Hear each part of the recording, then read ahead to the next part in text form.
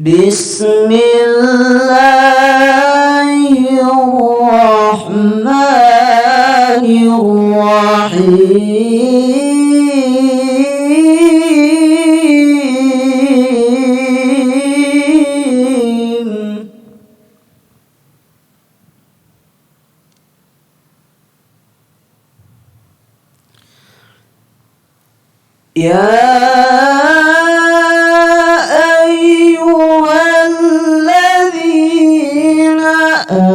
آمنوا اتقوا الله حق تقاته ولا تموتن إلا وأنتم مسلمون.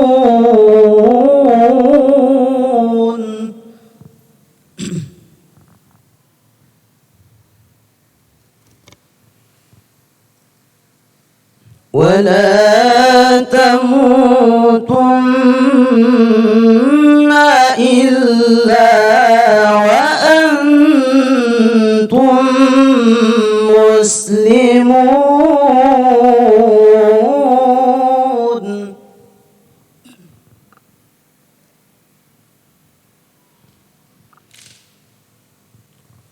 واعتصموا بحبل الله جميعا ولا تفرقوا.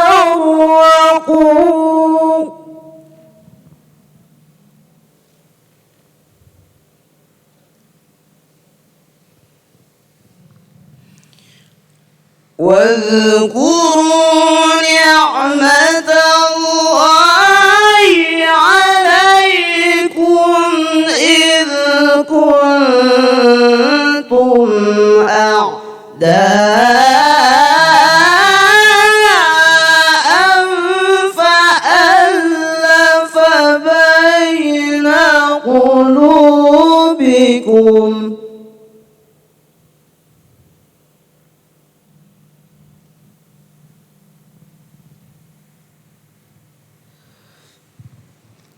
فألف بين قلوبكم فأصبحتم بنعمته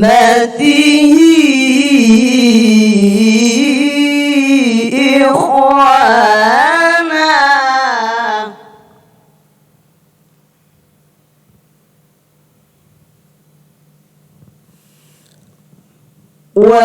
وكنتم على شفا حفرة من النار فأنقذكم منها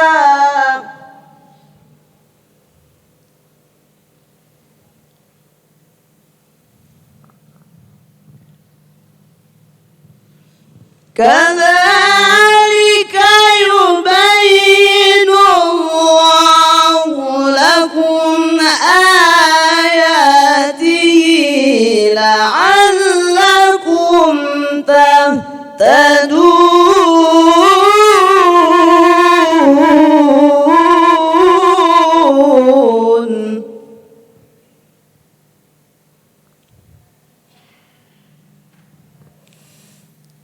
كذلك يبين الله لكم آياته لعلكم تهتدون. صدق الله العظيم.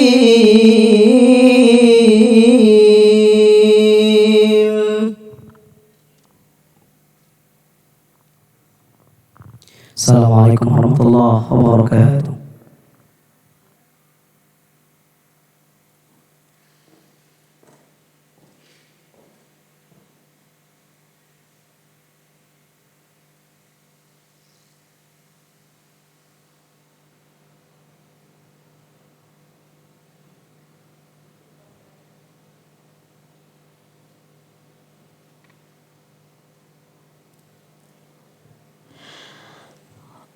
Orasi ilmiah oleh Ibu Dr. Yufira Riza M. Hum. Disilahkan.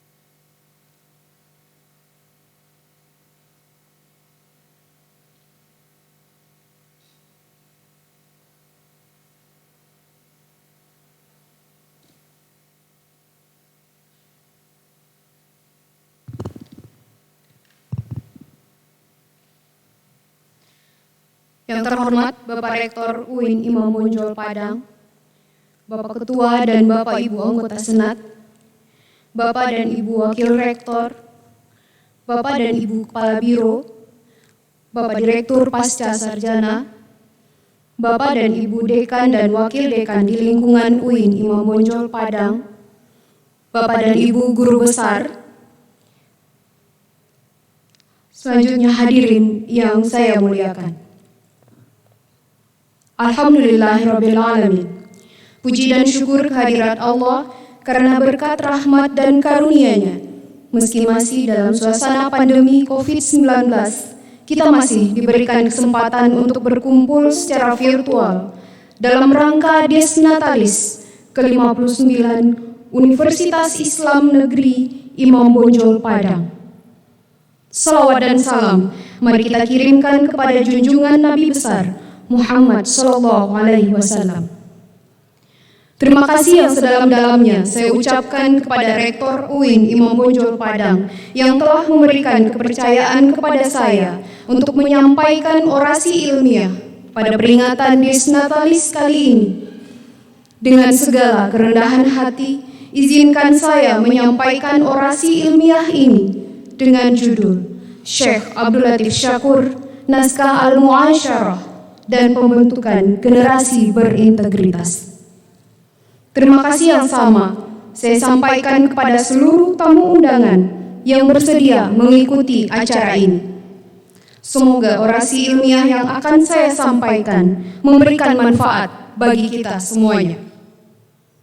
Bapak Ibu hadirin yang saya muliakan, sebagaimana kita ketahui, pandemi COVID-19 telah memberikan pengaruh yang sangat besar dalam tatanan kehidupan kita saat ini. Pertemuan yang biasa kita hadiri secara luring setiap tahunnya, saat ini harus kita laksanakan secara daring. Meskipun demikian, semangat untuk memperingati Des Natalis ini tidak boleh luntur hanya karena tangan tidak bisa berjabat dan mata tidak bisa bertatap secara langsung. Adaptasi kebiasaan baru ini diharapkan bisa semakin mempererat silaturahmi yang terjalin sambil meredam penyebaran wabah yang melanda dengan mematuhi protokol kesehatan yang telah ditetapkan pemerintah. Sistem pembelajaran daring yang telah kita lewati selama hampir 2 semester ini secara tidak langsung telah merealisasikan revolusi industri 4.0 yang mengarahkan semua proses menjadi serba digital dan menuju masyarakat 5.0 yang hampir seluruh aspek kehidupannya akan menggunakan informasi dan komunikasi secara elektronik. Kita mulai terbiasa menggunakan beragam teknologi dan alat komunikasi dalam proses belajar mengajar bersama mahasiswa dengan waktu yang lebih fleksibel. Dalam beragam pertemuan pun, kita sudah terbiasa mengikutinya dengan telekonferensi sebagai bentuk adaptasi kebiasaan baru. Banyak keuntungan, di samping beragamnya hambatan yang terjadi dalam proses pembelajaran secara daring ini. Bapak Ibu hadirin yang saya muliakan, membentuk generasi yang cerdas dan berkualitas secara keilmuan merupakan tugas kita sebagai profesional dosen. Dosen juga adalah guru yang menjadi perantara ilmu bagi para murid untuk memudahkan mereka dalam mencernanya. Sebagai guru, tentu tugas kita tidak hanya selesai sampai pada membuat para murid menjadi cerdas. Ada hal lain yang lebih penting, yaitu menjadikan mereka sebagai pribadi berintegritas, berakhlak mulia, dan mampu menghargai orang lain. Pada masa perkuliahan daring seperti ini, mungkin terasa mustahil mewujudkan tujuan yang kedua ini. Akan tetapi, disinilah tantangannya sehingga hal tersebut harus tetap dapat diwujudkan.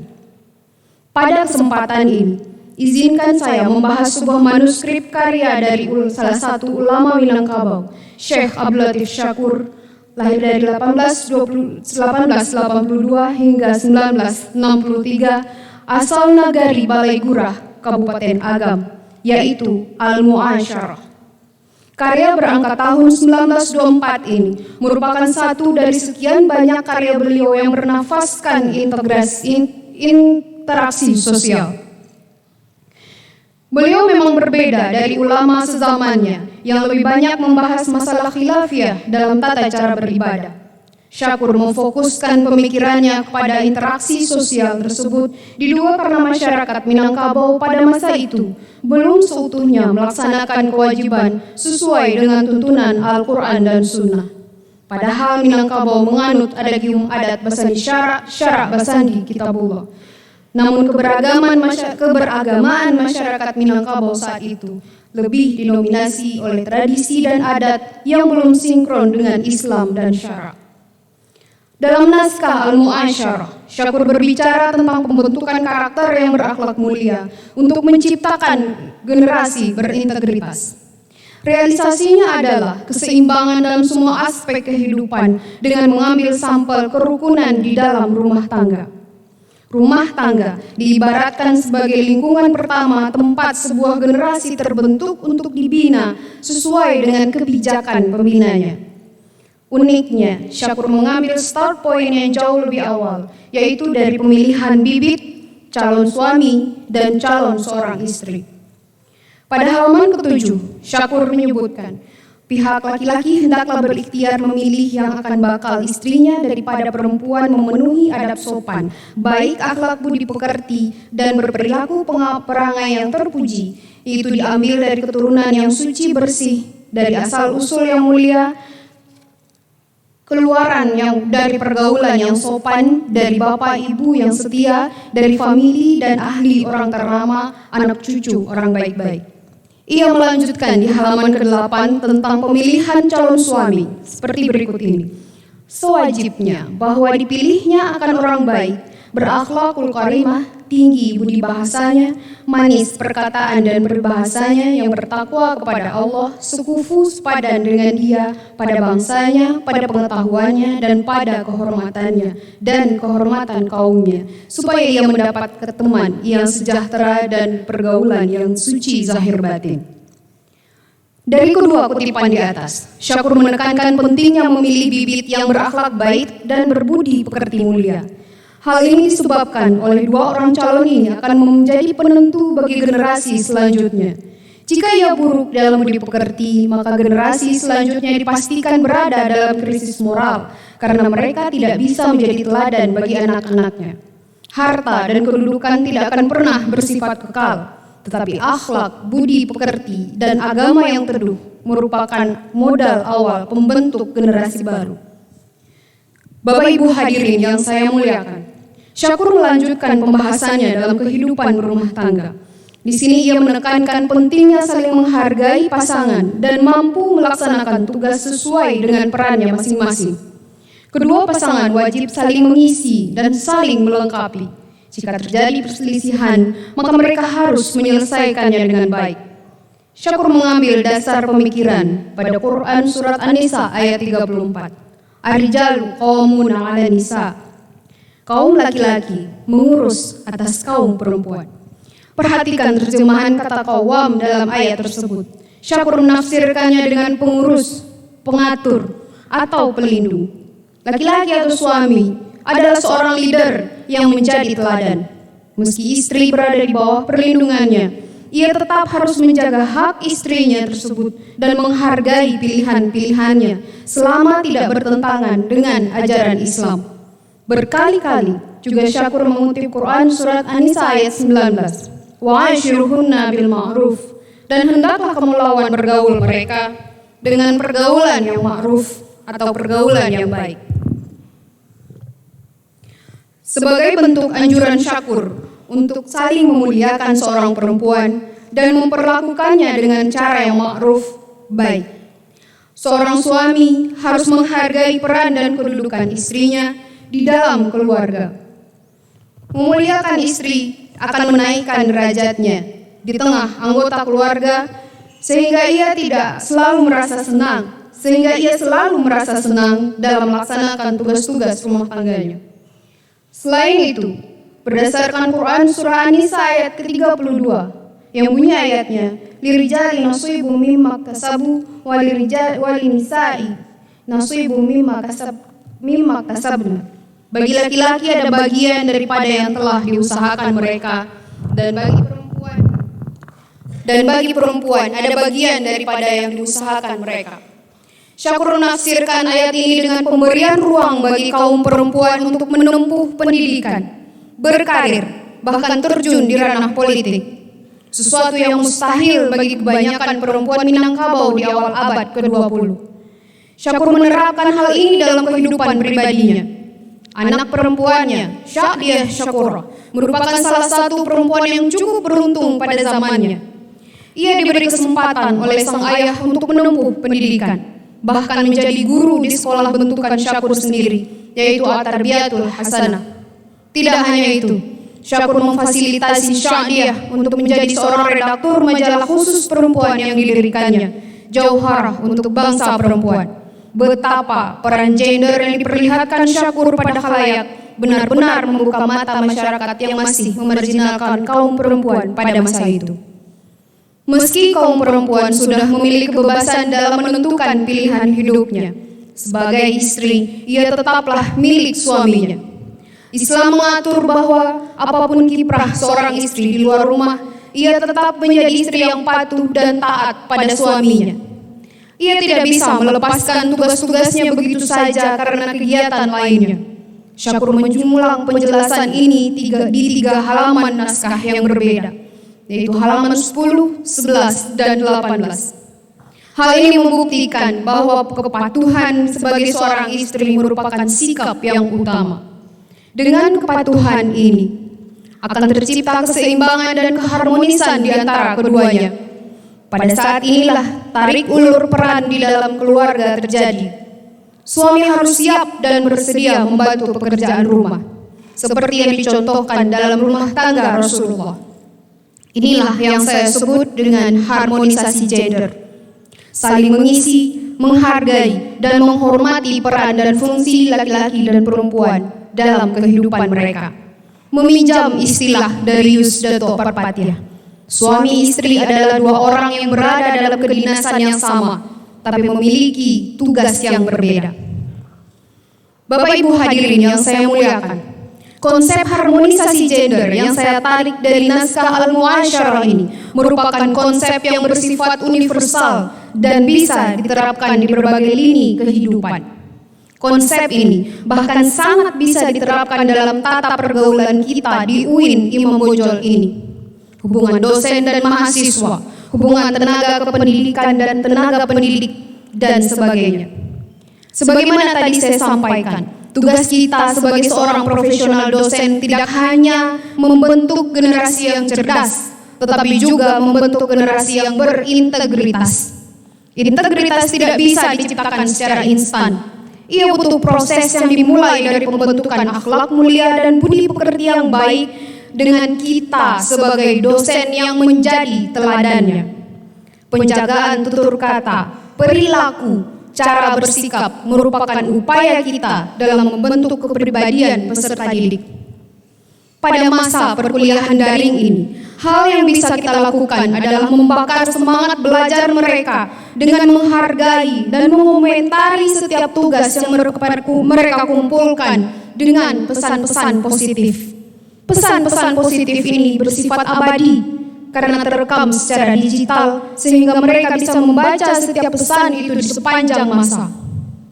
Dukungan, pujian, dan kritikan yang bersifat konstruktif dari kita sebagai pengajar mereka akan membekas bagi mereka di sepanjang hidupnya. Memang banyak usaha yang harus dilakukan agar para mahasiswa menjadi puas dan paham dengan materi yang disampaikan. Tidak mudah membuat mereka mengerti dengan konsep yang kita sampaikan.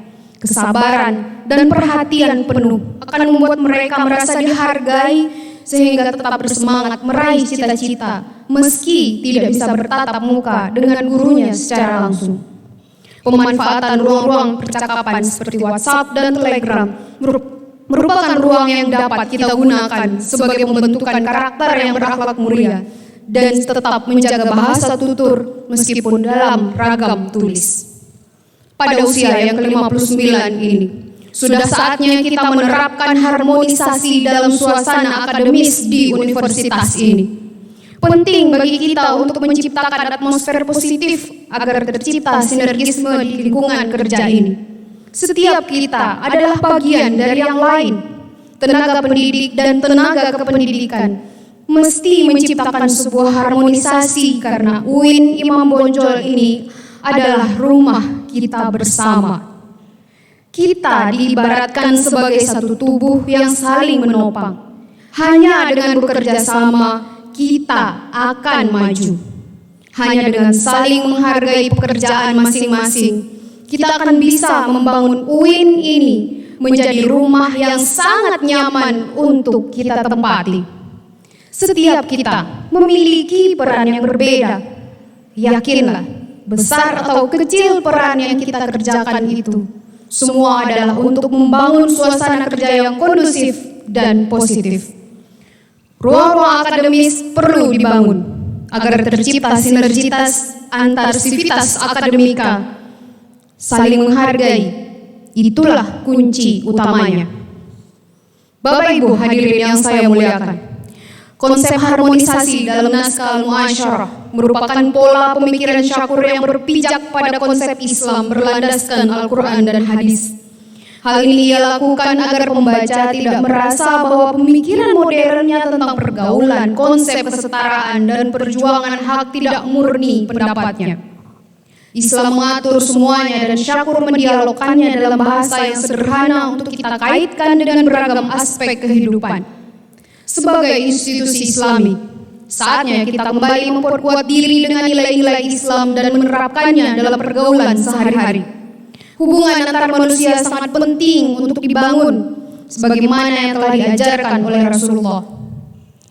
Tidak berlebihan jika dikatakan, pemikiran Syakur mampu berrelevansi lintas zaman sehingga masih sangat tepat jika diterapkan dalam masyarakat 5.0 mendatang. Hidup sebagai organisme informasi akan membuat semua manusia tidak terlepas dari teknologi yang canggih. Namun, integritas diri tetap harus dijaga sebagai pribadi muslim seutuhnya. Pesan-pesan Syakur tentang konsep harmonisasi penting untuk diterapkan dalam setiap lini kehidupan kita. Seizin Rektor dan Ketua Senat, izinkan saya membacakan sebuah puisi yang pernah dibacakan oleh Gubernur Jawa Tengah Ganjar Pranowo beberapa hari yang lalu. Jika engkau tak mampu menjadi beringin yang tegak di puncak bukit, jadilah belukar, belukar yang baik yang tumbuh di tepi danau. Jika engkau tak sanggup menjadi belukar, jadilah saja rumput, tetapi rumput yang perbuat tanggul pinggiran jalan. Jika engkau tak mampu menjadi jalan raya, jadilah saja jalan kecil, tetapi jalan setapak yang membawa orang ke mata air. Barakallahu fi umrik, Universitas Islam Negeri Imam Bonjol Padang. Semoga semakin jaya dalam menegakkan panji-panji ajaran Islam di bumi Minangkabau dan dunia Islam. Assalamualaikum warahmatullahi wabarakatuh.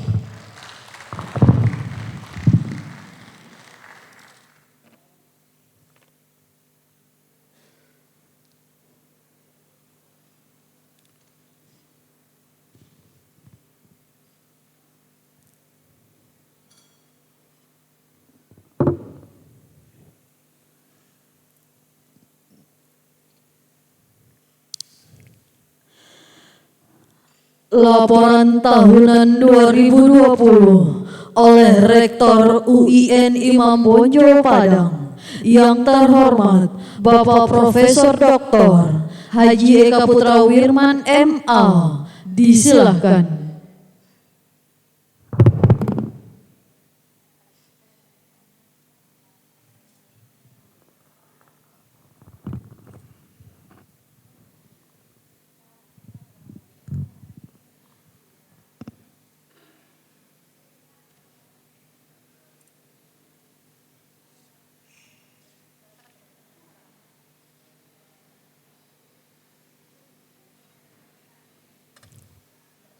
Bismillahirrahmanirrahim. Assalamualaikum warahmatullahi wabarakatuh. Alhamdulillahirabbil alamin. Wassalatu wassalamu ala rasulillahi wa ala alihi ajmain. Amma ba'du. Usi nafsi wa iyyakum bittaqwallah. Yang saya hormati Ketua, Sekretaris, dan seluruh anggota Senat UIN Imam Bonjol Padang yang terdiri dari seluruh guru besar, pimpinan fakultas dan program pasca sarjana, perwakilan dari dosen, yang saya hormati pimpinan di tingkat universitas, fakultas, dan prodi di lingkungan UIN Imam Bonjol Padang. Yang saya hormati mitra kerja UIN, baik dari instansi pemerintah, swasta, dan juga perbankan. Yang saya hormati pengurus Ikatan Alumni PP Iluni UIN Imam Bonjol Padang.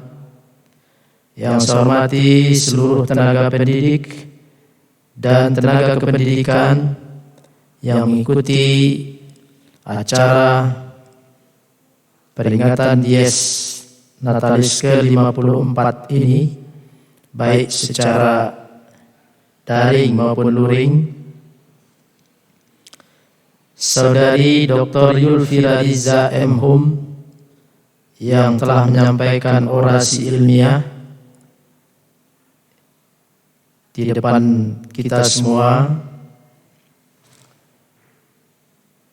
Yang saya hormati rekan-rekan dari media cetak ataupun media online, panitia dan hadirin sekalian, marilah kita bersyukur kepada Allah Subhanahu wa taala yang telah memberikan nikmat dan karunia-Nya kepada kita sehingga kita dapat melaksanakan aktivitas dan kegiatan kita. Pada hari ini juga kita diberi kesempatan dan kekuatan untuk melaksanakan rapat senat terbuka dalam rangka memperingati hari lahir UIN Imam Bonjol Padang yang ke-54 yang kita laksanakan secara virtual dan juga secara offline. Anggota Senat yang berjumlah 34 orang itu hadir dalam ruangan GSG ini, dan adapun sivitas akademika dan lain-lainnya dapat mengikuti secara online. Salawat dan salam untuk Nabi Muhammad SAW, pembuka ilmu pengetahuan dan kebijaksanaan, insan kamil yang memberi kontribusi besar bagi peradaban yang kita nikmati hari ini. Bapak Ibu sekalian, hadirin yang berbahagia, mudah-mudahan dapat bersabar untuk mendengarkan penyampaian laporan tahunan Rektor UIN Imam Bonjol Padang yang selalu kita laksanakan setiap pelaksanaan Dies Natalis. Dan dalam kepemimpinan tahun periode 2017-2021 ini adalah peringatan Dies yang terakhir dan juga laporan tahunan yang terakhir dalam satu periode ini. Namun dalam laporan ini juga mungkin terlaporkan kegiatan-kegiatan yang sudah kita laksanakan di tahun-tahun sebelumnya. Di setiap tahunnya peringatan Dies Natalis UIN Imam Bonjol Padang selalu menjadi momentum puncak untuk mengungkapkan rasa syukur yang sebesar-besarnya kepada Allah Subhanahu wa taala.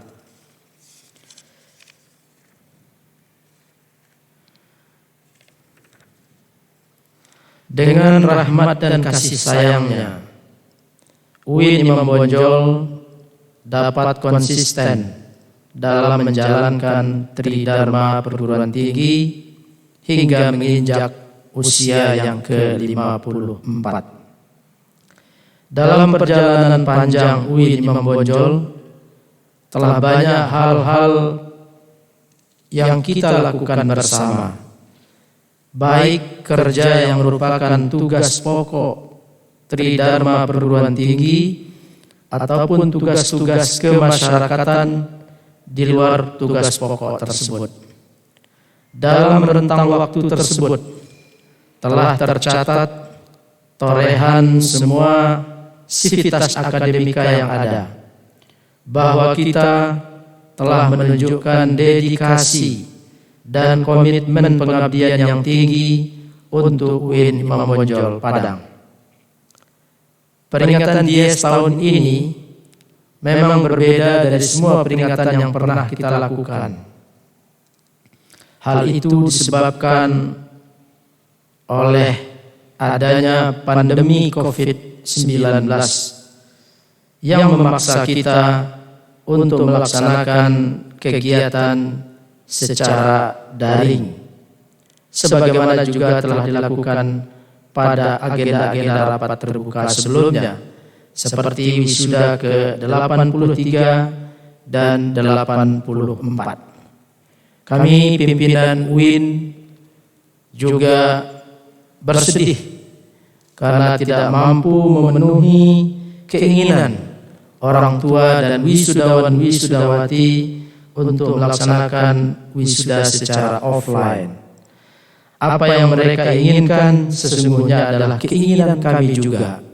Tetapi kondisi yang membuat kita harus melakukan kegiatan-kegiatan yang berskala besar secara online atau daring.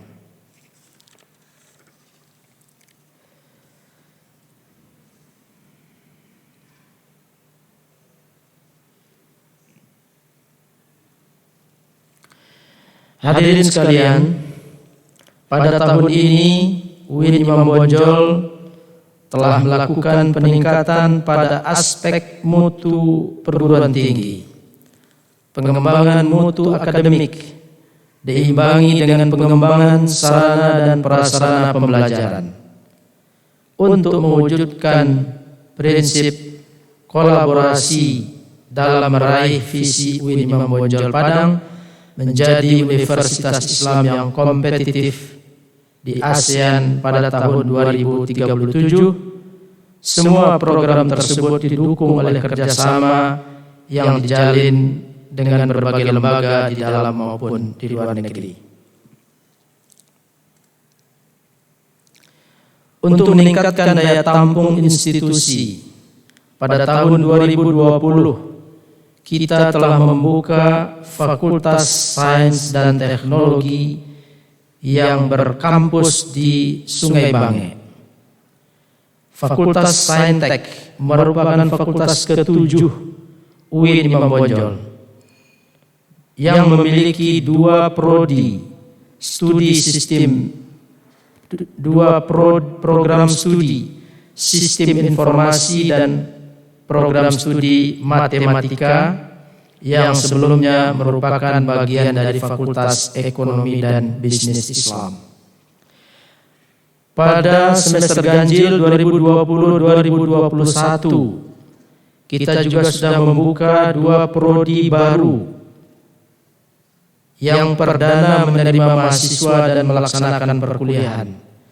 Prodi tersebut adalah Prodi Ilmu Informasi dan Perpustakaan Islam di Fakultas Adab dan Humaniora, dan Prodi Ilmu Hadis di Fakultas Usuluddin dan Studi Agama. Dengan dibukanya prodi fakultas dan prodi baru tersebut, maka UIN memiliki 7 fakultas dan program pascasarjana dengan 42 program studi. Diploma 3, strata 1, 2, dan 3.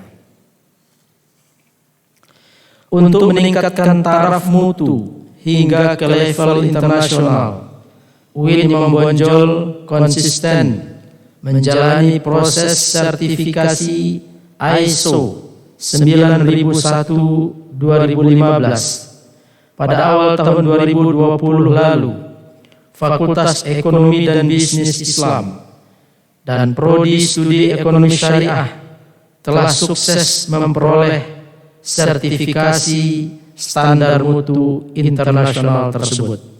Kita beri aplaus untuk Fakultas Ekonomi dan Bisnis Islam. Ke depan kita berharap akan ada prodi-prodi lain yang mengikuti langkah untuk mencapai sertifikasi mutu internasional tersebut. Hadirin sekalian yang berbahagia, dalam aspek input mahasiswa secara kuantitas pada tahun 2020, UIN Imam Bonjol diminati oleh 27.812 calon mahasiswa. Jumlah ini meningkat signifikan dari 23.813 peminat pada 2019 dan 20.291 peminat pada tahun 2018.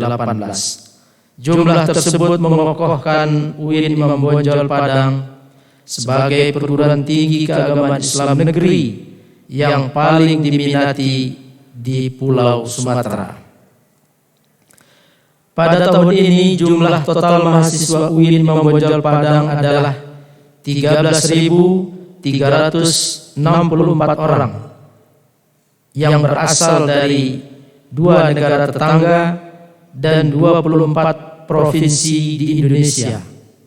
Hal ini merefleksikan jangkauan UIN Imam Bonjol yang kian meluas. Data akademik UIN Imam Bonjol menunjukkan adanya peningkatan dalam hal kuantitas dan kualitas lulusan dibanding tahun-tahun sebelumnya. Peningkatan pada aspek kuantitas terlihat dari jumlah lulusan pada masing-masing strata pendidikan per tahun. Di tahun ini, UIN Imam Bonjol melahirkan 2.166 lulusan. Jumlah ini meningkat dari 2.136 lulusan pada tahun 2019 dan 2.073 lulusan pada tahun 2018. Sementara peningkatan pada aspek kualitas terrefleksi pada indeks rata-rata IPK lulusan. Pada tahun 2020, rata-rata IPK lulusan adalah 3,46. Nilai ini meningkat dari 3,45 pada tahun 2019 dan 3,43 pada tahun 2018. Sumber daya manusia yang dimiliki universitas juga kian berkualitas. Dari 364 jumlah total dosen, 142 orang telah memiliki kualifikasi pendidikan S3. 142 orang memiliki pendidikan S3. Sementara 222 orang lainnya memiliki kualifikasi pendidikan S2.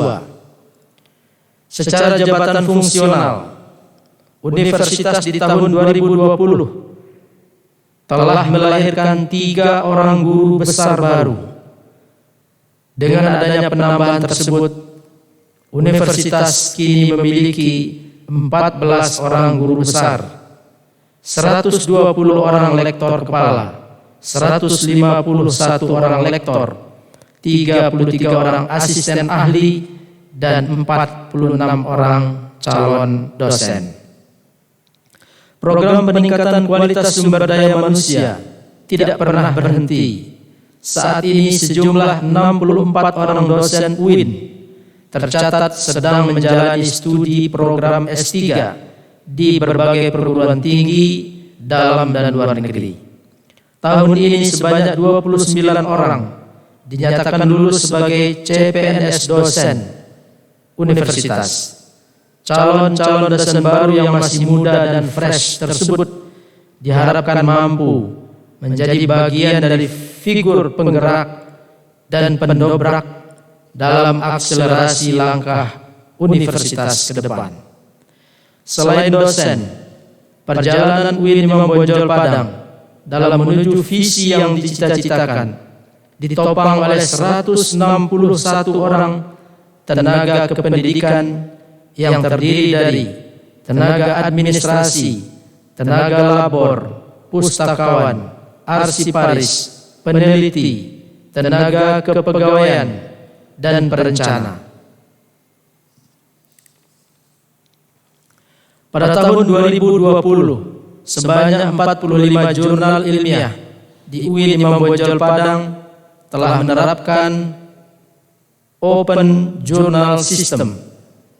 Secara kualitas sebanyak 15 jurnal ilmiah di UIN Imam Bonjol Padang telah terakreditasi pada Science and Technology Index atau SINTA dengan rincian 2 jurnal terakreditasi peringkat SINTA 2, 1 jurnal terakreditasi peringkat SINTA 3, 3 jurnal peringkat SINTA 4, dan 9 jurnal peringkat SINTA 5. Program peningkatan kualitas publikasi terus berjalan dan ditingkatkan. Pada tahun ini, 1 jurnal ilmiah UIN Imam Bonjol, yaitu jurnal At-Ta'lim, sedang menjalani proses indeksasi Scopus dalam rangka meraih status jurnal ilmiah bereputasi internasional. UIN Imam Bonjol tak hentinya mendorong dosen untuk melakukan kegiatan penelitian dan publikasi ilmiah. Pada tahun 2020, dosen UIN Imam Bonjol tercatat telah mempublikasikan artikel pada berbagai jurnal ilmiah bereputasi nasional dan internasional. Persentase dosen yang memiliki hak atas kekayaan intelektual juga kian bertambah. Hal ini tentunya merupakan geliat positif yang menandai peningkatan intensitas aktivitas akademik dosen UIN Imam Bonjol. Sebagai lembaga pendidikan tinggi, UIN Imam Bonjol memperoleh tempat tersendiri dalam hati masyarakat. Sebagai penanda identitas, UIN Imam Bonjol dijadikan sebagai role model kehidupan sosial keagamaan. Hal ini ditanggapi dengan baik oleh dosen-dosen yang intens melakukan kegiatan pengabdian kepada masyarakat dalam berbagai bentuk kegiatan. Dosen-dosen berada di banyak mimbar ceramah, forum diskusi, dan berbagai aktivitas sosial lainnya dalam rangka memberikan kontribusi lembaga bagi kemaslahatan masyarakat. Hadirin sekalian yang saya hormati, peningkatan sarana dan prasarana adalah hal yang mutlak dilakukan untuk mengembangkan UIN Imam Bonjol menjadi smart campus ke depan. Untuk itu, pada tahun ini telah dimulai proses pembangunan gedung kuliah terpadu SBSN di kampus 3 Sungai Bange dalam agenda multi-years, pembangunan total 8 gedung perkuliahan dengan dana pembangunan gedung itu sebanyak 340 miliar sekian dan akan selesai secara fisik akan selesai di tahun 2021 dan kemudian pengerjaan tambahannya atau prasarana sederhananya akan diselesaikan di tahun 2022. Gedung perkuliahan akan dilengkapi dengan sarana dan fitur yang mendukung proses perkuliahan berbasis teknologi. Pada tahun 2020 akan rampung pembangunan 3 gedung. Gedung C, Gedung Kuliah Terpadu. Gedung F, Gedung Fakultas Dakwah. Gedung J, Gedung Kuliah Bersama.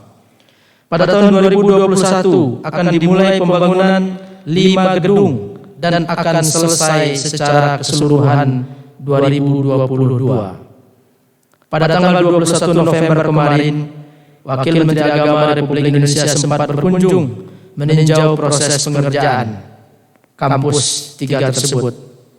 Beliau memberikan dukungan penuh untuk UIN Imam Bonjol Padang agar senantiasa meningkatkan progresivitas di masa yang akan datang.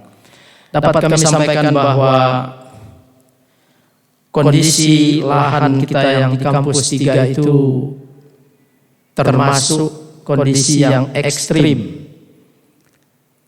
Jadi bukan kondisi yang datar, yang bisa langsung dibangun.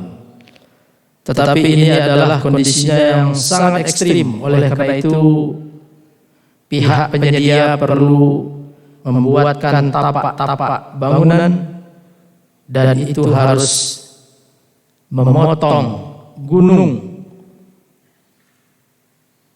yang ada di lokasi kampus kita. Ini yang membuat pengerjaannya cukup lama,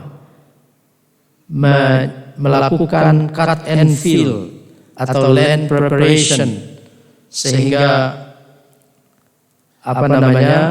pekerjaan itu lebih banyak menyita perhatian penyedia. Namun demikian, progres pembangunan masih positif, 2% lebih dari yang direncanakan semula. Bapak Ibu sekalian, di kampus 3 ini kita akan menyediakan 1 smart class untuk masing-masing fakultas. Smart class ini diperuntukkan bagi kelas internasional bagi masing-masing fakultas. Bila fakultasnya tidak sanggup menyediakan kelas internasional, maka smart class itu hanya dipakai untuk mata kuliah yang proses pembelajarannya menggunakan bahasa asing. Smart class juga berfungsi sebagai labor bahasa asing.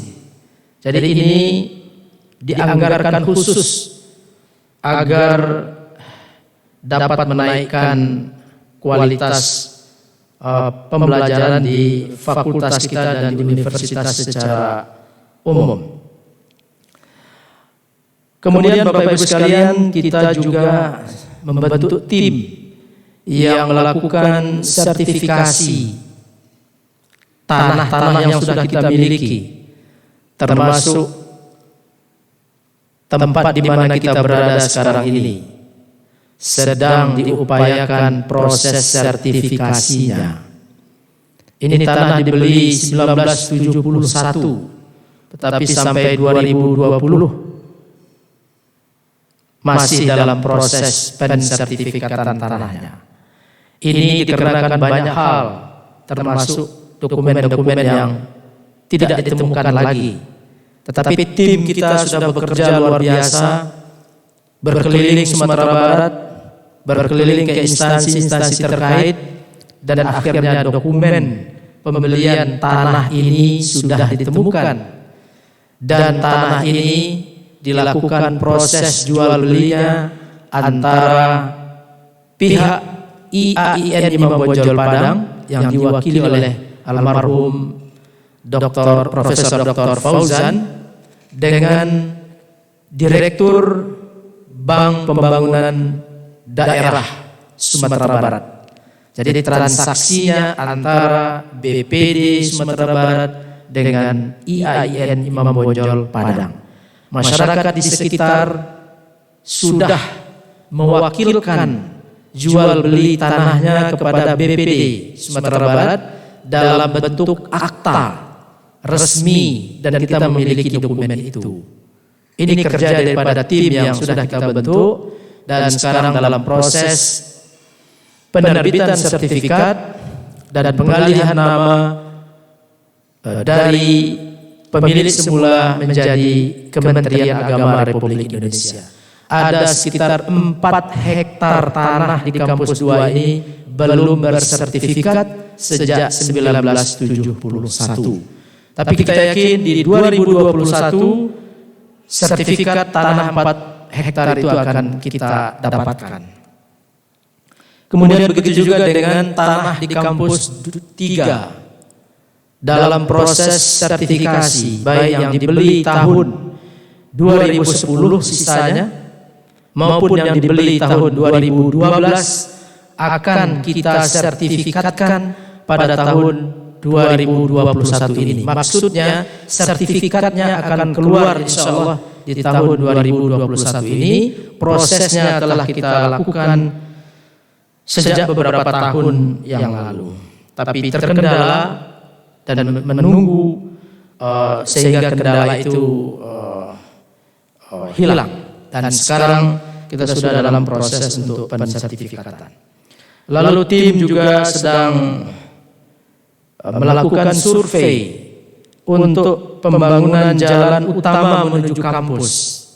Nah, ini karena melibatkan pihak provinsi, pihak kota dengan segala satkernya, SKPD-nya, maka ini membutuhkan waktu dan perjuangan yang luar biasa. Kita berharap di tahun 2021 semua sudah clear penentuan jalan utama kampus 3 UIN Imam Bonjol Padang.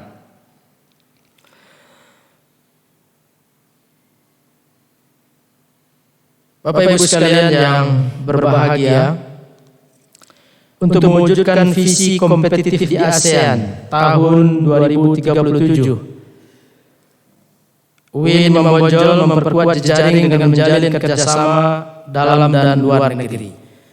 Bapak Ibu dapat kami informasikan sedikit bahwa visi kita menjadi Universitas Islam yang kompetitif di ASEAN tahun 2037 ini akan kita sesuaikan dengan visi Kementerian Agama dan visi Presiden Republik Indonesia.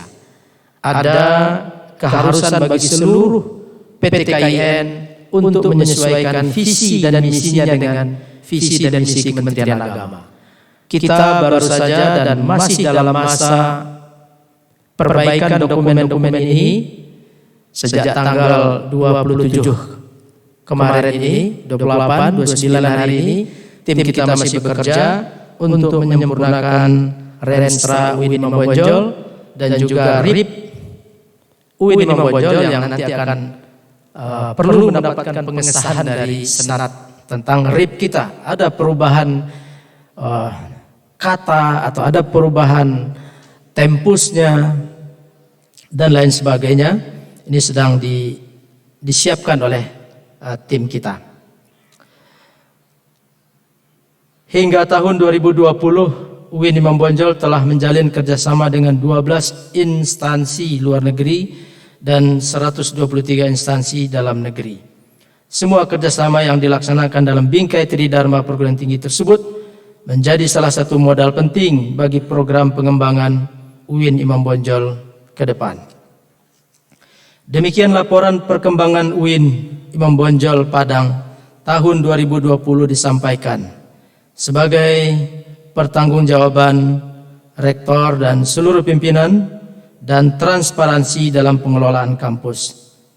Akhirnya, izinkan saya mengucapkan terima kasih kepada seluruh sivitas akademika UIN Imam Bonjol Padang dan seluruh mitra yang telah bekerja sama bahu-membahu mewujudkan kemajuan bagi UIN Imam Bonjol hari ini dan masa yang akan datang. Di usia yang ke-54 ini, terdapat tantangan besar untuk mewujudkan UIN Imam Bonjol sebagai smart campus. Disrupsi menjadi fenomena yang tak dapat dielakkan. Seluruh sivitas akademika mesti bergerak cepat untuk beradaptasi dengan fitur-fitur canggih teknologi dalam menjalankan seluruh aktivitas akademik dan non-akademik. Hal ini menjadi orientasi dan prioritas pengembangan UIN Imam Bonjol Padang ke depan. Semoga kita bersama dapat saling bahu-membahu dalam mewujudkan asa tersebut. Saya juga ingin menggarisbawahi orasi ilmiah dari Saudara Yulfira Riza yang salah satu poinnya adalah membangun kerjasama yang baik, saling pengertian, dan menjadikan UIN ini sebagai rumah yang nyaman dalam aktivitas kita. Lalu saya juga ingin menyampaikan tentang Senat UIN Imam Bonjol Padang berdasarkan KMA nomor 28 tahun 2017 tentang statuta, bahwa Senat UIN Imam Bonjol Padang memiliki beberapa tugas, dan tugas-tugas ini tidak mungkin bisa dilaksanakan secara ala kadarnya, tetapi tentu harus dilaksanakan dengan strategi yang baik. 5 tugas anggota Senat. Pertama, tentang kenaikan pangkat, baik itu jabatan pertama atau jabatan fungsional. Kedua, pertimbangan kualitatif calon rektor. Yang ketiga, penetapan norma dan ketentuan akademik dan pengawasan pelaksanaan norma tersebut. Keempat, penyusunan atau perubahan rencana induk pengembangan atau rencana bisnis anggaran. Yang kelima, pembukaan atau penutupan prodi. Dari kelima tugas ini tentu perlu membentuk komisi-komisi, sehingga komisi-komisi ini dapat menuntaskan tugas-tugas dari Senat. Saya memprediksikan kira-kira akan ada nanti komisi kepangkatan, komisi regulasi akademik, komisi etik aparatur sipil negara, komisi anggaran dan keuangan, dan komisi kelembagaan. Dengan dibentuknya komisi-komisi ini tentu tugas-tugas Senat ini dapat fokus dan kemudian melahirkan produk yang jelas dan produk yang terukur. Selama ini yang sejauh yang saya amati, baru komisi sekarang ini namanya komisi akademik yang berkaitan dengan kenaikan pangkat pertama atau jabatan fungsional. Kedepan tentu komisi ini nama-nama komisi ini menyesuaikan dengan tugas-tugas yang ada di Keputusan Menteri Agama tahun 2017 nomor 28, sehingga sinergitas ini semakin padu dan kita semua berlayar menuju tujuan yang sama. Alhamdulillah di kampus kita unit-unit sudah lengkap. Ada namanya unit pengawasan, satuan pengawasan internal. Ini kerjanya memberikan pengawasan keuangan. Ada pengawasan akademik, namanya unit yang ada di lembaga penjaminan mutu dan lain sebagainya. Lembaga penjaminan mutu akan mengawasi kualitas mutu kita. Jadi secara institusional kita sudah punya unit-unit pengawasan. Maka Senat harus hadir tentu dalam fungsi-fungsi yang telah ditetapkan oleh Kementerian Agama, dan itu semua untuk kemajuan UIN Imam Bonjol Padang, kebanggaan kita bersama. Saya berharap kerjasama yang baik dan tetap terjalin, dan dukungan dari semua pihak dapat ditingkatkan pada masa mendatang. Mari kita senantiasa memperteguh komitmen dan optimisme untuk mewujudkan UIN Imam Bonjol Padang yang kompetitif di ASEAN tahun 2037 atau tahun 2040. Terima kasih. Wassalamualaikum warahmatullahi wabarakatuh.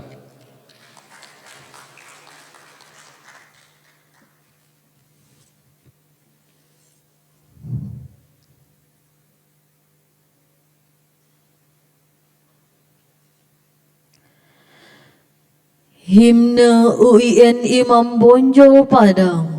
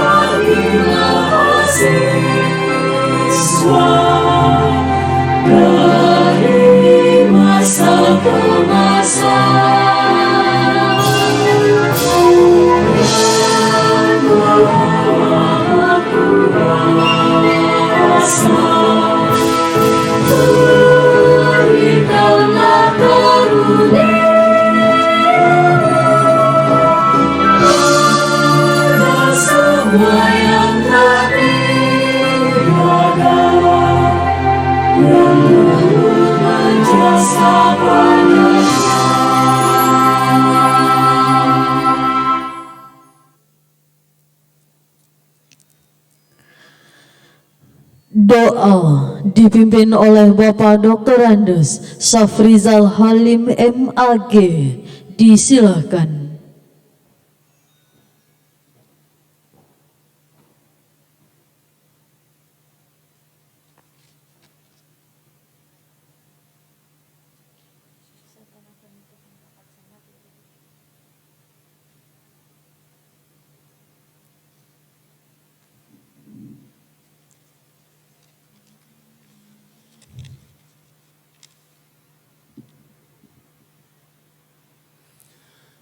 Assalamualaikum warahmatullahi wabarakatuh. Na'udzu billahi minasyaitonir rajim. Bismillahirrahmanirrahim. Alhamdulillahi rabbil alamin. Wassalatu wassalamu ala asyrafil mursalin wa ala alihi wa sahbihi ajma'in. Allahumma anta rabbuna la ilaha illa anta khalaqtana wa nahnu ibaduka wa nahnu ala ahdika wa wa'dika mastata'na na'udzubika min syururi ma sana'na nabu'u laka bi ni'matika alaina wa nabu'u bi dhunubina faghfir lana fa innahu la yaghfiru dhunuba illa ant. Ya Allah, Engkaulah Tuhan kami. Tidak ada Tuhan yang pantas disembah kecuali Engkau yang telah menciptakan kami. Kami ini adalah hamba-Mu. Kami ini adalah terikat dengan janji-Mu. Dan kami akan menepati janji-Mu sesuai dengan kemampuan kami. Kami berlindung dengan-Mu dari keburukan yang terlanjur kami lakukan. Kami mengakui bahwa Engkau sudah mencurahkan nikmat-Mu kepada kami. Namun demikian kami pun mengakui bahwa kami ini banyak berdosa dan bersalah. Karena itu mohon ampunilah segala dosa kami. Maafkanlah segala kesalahan kami. Karena tidak ada yang bisa mengampuni dosa kecuali Engkau ya Rabb. Ya Allah, ampuni pula lah dosa orang tua kami, dosa dan kesalahan guru-guru kami, dosen-dosen kami, tenaga kependidikan, dan segenap jiwa yang pernah terlibat dalam kehidupan kampus kami yang telah wafat mendahului kami. Mereka telah merintis sejarah dan keilmuan di kampus ini. Semoga Engkau ya Allah menerima amal bakti mereka dan menempatkan mereka di tempat yang sebaik-baiknya di sisi-Mu. Ya Allah, pada hari ini kami memperingati Dies Natalis UIN Imam Bonjol Padang ke-54. Semoga Engkau ridha dan memberi berkah-Mu ya Allah. Pada usia yang menunjukkan kemapanannya dengan sifat kasih sayang-Mu, anugerahkanlah kampus kami penuh keberkahan dan menjadi tempat yang bertabur hikmah. Ya Hafiz, peliharalah kampus kami yang tak henti-hentinya mengalirkan air pengetahuan yang sanggup memuaskan dahaga keilmuan setiap insan. Dengan kesempatan belajar mampu mengubah berjuta harapan menjadi masa depan yang gemilang, mengangkat harkat dan martabat keluarga, masyarakat dan bangsa. Ya Qawi, berikanlah kepada segenap sivitas akademika UIN Imam Bonjol berupa kekuatan lahir dan batin, kesehatan jasmani dan rohani, serta berikanlah hidayah-Mu agar kami dapat meneruskan perjuangan para pendiri kampus ini. Tanamkan rasa persatuan dan kesadaran di antara kami, serta satukan tekad dan kemauan kami, karena kami menyadari bahwa untuk memenuhi cita-cita kami, masa panjang jalan yang akan ditempuh, masih banyak rintangan yang harus dilalui. Karena itu ya Allah, berikanlah kesabaran, ketabahan, keuletan, serta semangat yang tak kenal menyerah, agar dapat menata kehidupan kampus ke arah yang lebih baik, lebih maju, dan kompetitif untuk mewujudkan masyarakat kampus yang madani menuju masyarakat dunia yang beradab. Ya Allah, berikanlah kepada setiap mahasiswa kesadaran masif untuk senantiasa berkembang dalam proses pendidikan dan menimba ilmu pengetahuan di kampus tercinta. Himpunkanlah alumninya menjadi mutiara yang berkilau di seantero Nusantara, menjadi alumni yang bergerak, berfikir dan bekerja untuk membangun bangsa. Perlihatkan kepada kami ya Allah bahwa yang benar itu benar. Berikan kekuatan agar kami mampu berbuat yang benar. Perlihatkan pula kepada kami bahwa yang salah itu salah. Berikan kekuatan agar kami mampu menjauhkan diri dari kesalahan. Allahumma rfa'anna minal bala wal waba wal fahsya wal munkar ma la yadfa'u anhu ghairu. Taqabbal ya mujibas sa'ilin, Rabbana atina fid dunya hasanah wa fil akhirati hasanah wa qina adzabannar. Walhamdulillahi rabbil alamin. Assalamualaikum warahmatullahi wabarakatuh.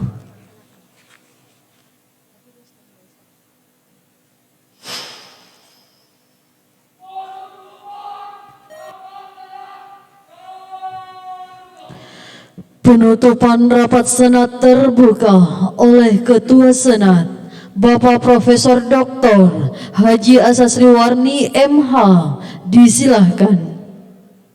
Rapat Senat terbuka dalam rangka Dies Natalis ke-54 UIN Imam Bonjol Padang, Minggu tanggal 29 November 2020 Masehi bertepatan dengan 14 Rabiul Akhir 1442 Hijrah. Kita perlu memberikan apresiasi kepada pimpinan UIN, pimpinan fakultas dan jurusan. Sampai sekarang tidak ada lagi jurusan prodi yang berakreditasi C. Kemudian juga jurnal sudah banyak yang terakreditasi. Kemudian kami berharap kepada Bapak Rektor, pimpinan fakultas menggugah 142 orang doktor untuk menyelesaikan ataupun siapkan bagaimana guru besar bisa secepatnya. Kita memang merasa iri juga dengan UIN Sunan Gunung Jati Bandung. 3 hari yang lalu 13 orang Profesor Nanat menganugerahkan atau mengukuhkan guru besarnya sekaligus. Kemudian yang ketiga, tadi Pak Rektor sudah sampaikan pembangunan di Sungai Bange.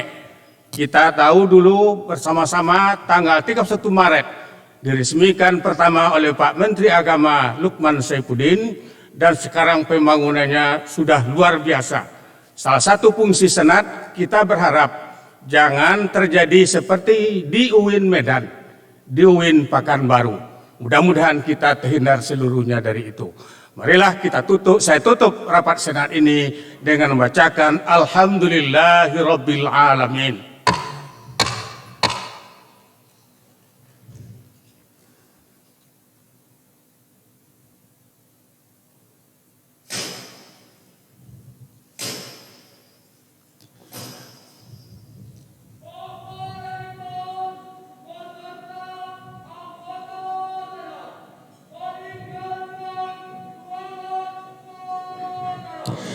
Hadirin dimohon berdiri. Ya Nabi salam alaika. Bapak Rektor serta seluruh anggota Senat dan seluruh undangan yang kami hormati. Dengan demikian berakhirlah acara rapat Senat terbuka dalam rangka Dies Natalis ke-54 UIN Imam Bonjol Padang. Hari ini Minggu 29 November 2020 Masehi bertepatan dengan 14 Rabiul Akhir 1442 Hijriah. Kami mengucapkan terima kasih atas segala perhatian.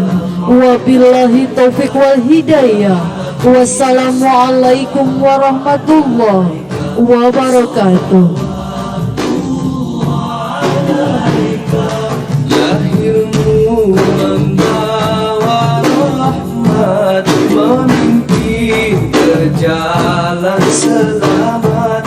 Akhlakmu yang sungguh memikat, contoh buat seluruh umat. Ya Nabi salam alaika, ya Rasul salam alaika, ya Habib salam alaika, salawatullah alaika.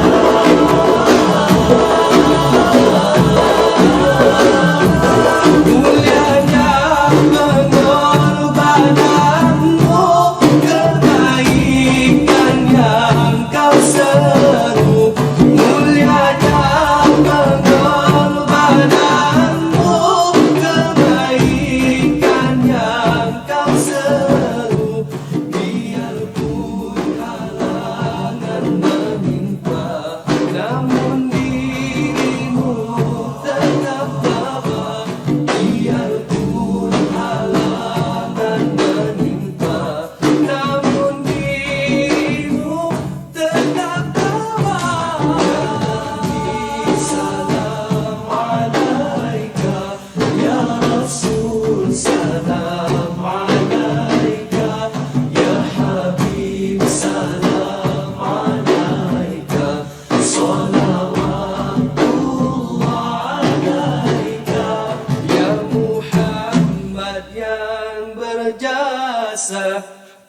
Quran dan sunnahlah pusaka menjadi panduan manusia untuk hidup aman sentosa. Ya Nabi salam alaika, ya Rasul salam alaika, ya Habib salam alaika, salawatullah alaika, ya Nabi salam